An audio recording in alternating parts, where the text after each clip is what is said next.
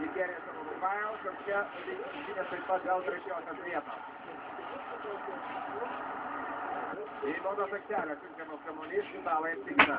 Smūgis, nepasėtas ir dar vienas kamptinis. Švieteikis toli, pabando laimę Oskarą. Kamuolys viešia Italijos rinktinės žaidėją. Ir dar vienas kamptinis. Neimaras pasisvitės nespėjo dar pabėgti nuo kampinio gerelės. Dar vienas kamptinis, antras iškelės prie Italijos rinktinės varto.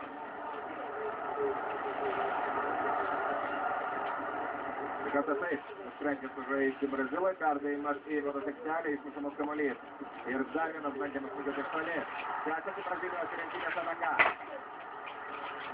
Valkas prašmeta kamuolys tik atgal, perdavimas į baudos aikštelę, čia Italijos rinktinės vidurio gynėjai.